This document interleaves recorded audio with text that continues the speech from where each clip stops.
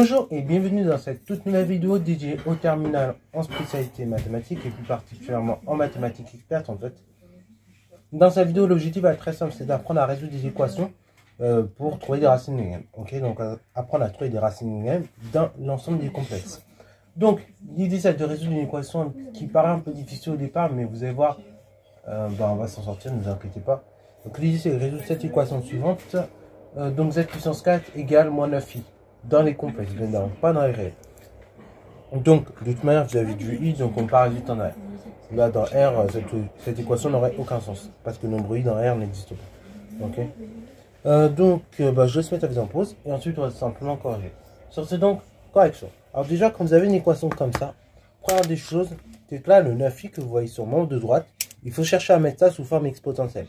Donc là, ce que je mets en vert, c'est à mettre sous forme exponentielle. Ok. Non, il y a un trait et deux faux.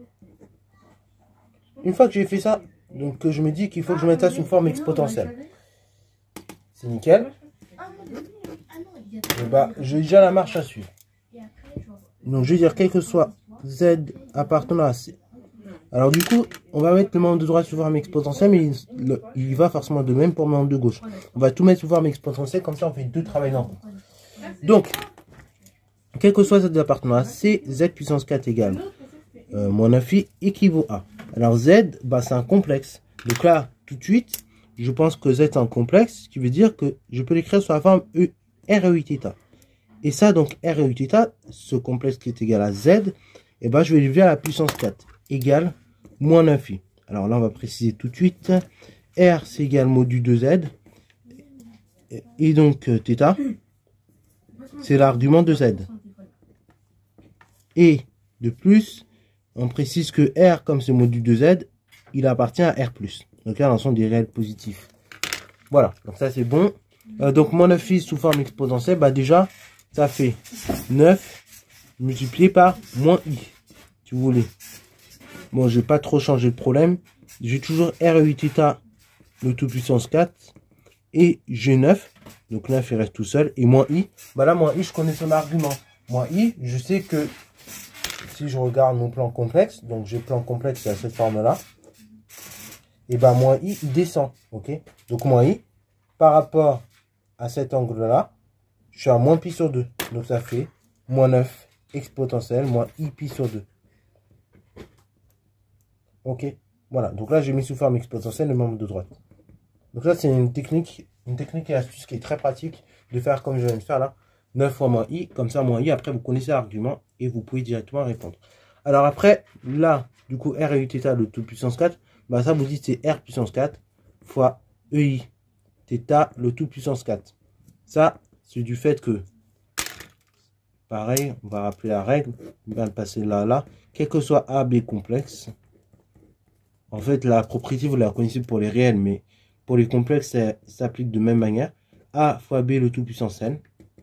C'est a puissance n fois b puissance n. Ok, ça peut aider dans certains cas. Et après, donc sur mon droit, j'ai 9 moins i pi sur 2 toujours. Ok, nickel. Après, je fais ça tranquillement. Ça fait r puissance 4 fois. Alors là, pour arriver à simplifier cet élément-là, formule de Moivre. Donc du coup, ça me fait ei 4θ égale 9 e moins i pi sur 2. Ok. Maintenant, l'idée va être très simple. L'idée, c'est d'arriver à établir une égalité entre deux éléments.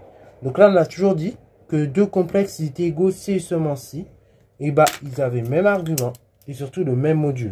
Et même argument, en fait, c'est vrai, mais à 2 pi près. Donc ça veut dire que r puissance 4, le module, ça, je dis que c'est égal à 9. Donc ça, on identifie le module. R puissance 4, je dis que c'est égal à 9. R, c'est un réel. Ok, ça, je l'ai précisé tout en haut. Donc R, c'est un réel, on y revient pas dessus. Et donc, du coup, on a aussi égalité des modules, on a aussi égalité des arguments, mais à 2 pi près. Donc, 4θ égale moins pi sur 2. Ok, ça pareil, on va tout de suite le modifier. Vous verrez tout de suite.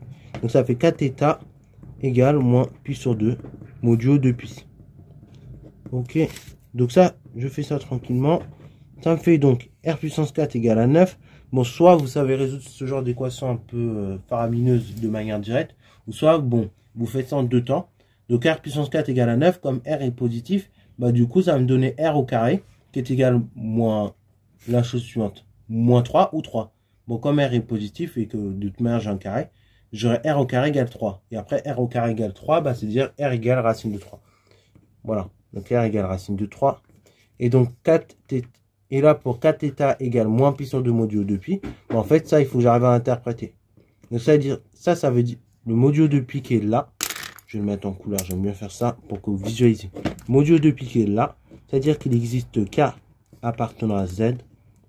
Alors, tel que, tout simplement, 4 θ égale moins pi sur 2 plus 2k pi. Ok, ça, on est bon. Maintenant, du coup, là, je ne veux pas la valeur de 4 θ, je veux la valeur d'un seul θ. Donc là, j'ai R, le module, je sais qu'il vaut racine de 3. Ça, c'est bon. Et moi, je veux la valeur d'un seul θ, non pas la valeur de 4 θ. Et ben, je divise tout par 4. Donc ça fait moins pi sur 2 divisé par 4, c'est-à-dire moins pi sur 8. Et 2k pi divisé par 4, ça fait plus 1 demi k pi. Ok, nice. Et ça, donc, il existe K appartenant à Z. Tel que l'égalité que je viens d'écrire en dessous est vraie. Alors, du coup, maintenant, comme je l'ai dit, le premier cas, c'est ce fameux modulo 2pi.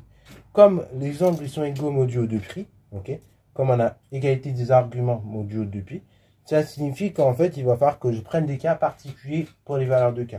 Ok, donc ça, on va le préciser tout de suite. Donc, si je trouve une taille, ce sera mieux. Voilà, c'est bon. Or, les arguments, on peut dire qu'ils sont définis modulo 2pi.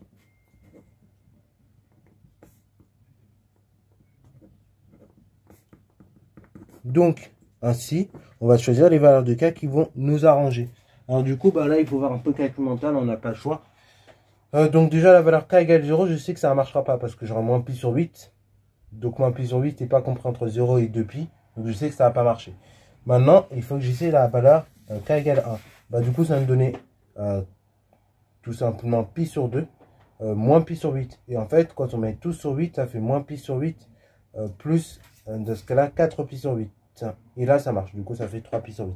Donc déjà, je peux prendre la valeur K égale 1. Voilà, c'est un ensemble. Donc je prends la valeur K égale 1. Pour la valeur K égale 2, et bah du coup, je fais la même chose dans ma tête. Je me dis que j'ai moins pi sur 8, plus du coup, plus pi tout simplement. Parce qu'en fait, j'aurai 2 pi divisé par 2, donc ça fait pi. Et après, du coup, ça va me donner 8 pi sur 8, moins 7 pi sur 8, moins 1 pi sur 8. Et là, j'ai donné la réponse, ça fait 7 pi sur 8, bien évidemment. Donc K égale 2 fonctionne. Je prends le cas où K égale 3. Bon, a priori, je pense que ce cas-là devrait marcher. On va tester quand même. Donc ça fait, si vous testez, ça fait moins pi sur 8, plus, dans votre tête toujours, 3 pi divisé par 2. Ok, ce qui fait, si vous multipliez par 4 la seconde fraction que je viens de dicter, ça vous fait du 12 pi divisé par 8. Ok, et 12 moins 1, bah, ça fait 11 pi sur 8. Donc ça, c'est nickel, ça marche. Donc le cas où K égale à 3, ça marche aussi. Ok. Bon, après, on va tester le cas où K égale à 4 et on va voir si on sort de 2 pi. 2 pi, c'est-à-dire donc de 16 pi divisé par 8, bien évidemment, si on s'entend bien. Donc, du coup, ça fait 4 pi divisé par 2, donc c'est-à-dire 2 pi directement, plus moins pi sur 8. Donc, du coup, 2 pi, je remets sur 8, ça me fait 7 pi divisé par 8, ok, moins pi sur 8. Et donc là, le cas où la valeur de K serait égale à 4 marche. Alors, on peut retester à nouveau pour K égale 5. Mais là, je sais déjà d'avance que ça va dépasser l'intervalle 0,2 pi. Ok, puisqu'on sera au-dessus de 15 pi sur 8. Enfin, au-dessus de 16 pi sur 8. On peut tester quand même. Ça fait donc 5 pi divisé par 2, moins pi sur 8. Et donc, ça fera, si je mets sur 8 tout le monde, ça me fait tout simplement 20 pi divisé par 8, plus moins pi sur 8. Ce qui fait 19 pi sur 8. Et donc là, ça dépasse. Donc voilà. Dans vos têtes, voilà tout ce que je viens de dicter oralement. Il faut savoir le refaire. Donc les arguments sont définis modulo 2pi, donc les valeurs de K qui correspondent c'est K égale 1, 2, 3 et 4. Conclusion, S égale donc l'ensemble suivant. Donc du coup, pour le module, ce sera racine 3. EI, donc on avait dit quoi? Bah pi. Donc ça faisait racine 3, EI, 3 pi sur 8. Ensuite le deuxième c'était racine carrée de 3, EI, donc 7 pi sur 8. Le troisième c'est racine carrée de 3, EI, Donc on avait 7 pi, ensuite ça fait 11 pi sur 8. Et enfin la quatrième racine, c'est racine carrée de 3 EI, 15 pi sur 8. Et là ça termine mon exercice. Donc là j'ai l'ensemble des solutions de cette équation. Voilà, donc c'est tout pour cette vidéo, j'espère qu'elle t'a plu. Si c'est le cas, n'hésite pas à la liker, commenter et bon, reste toi en mathématiques et en sciences.